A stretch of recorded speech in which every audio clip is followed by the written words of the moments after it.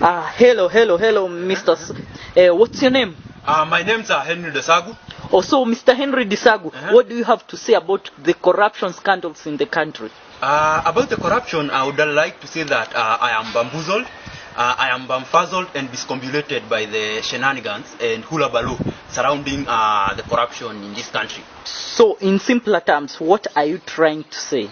I'm trying to say that the corruption quagmire in this country is ignominious, it is lugubrious, it is boboligalous, it is unparagund, it is koliwombos and katiwampas. Are you sure? Yes, in fact, Kenyans are wailing in selective amnesia and obnoxious umbwedede. Like for now, you see, Kenyans should like rise up and pull up a serious panacea to barbarize and aggrandize the corrupt demagogue and those working in cahoots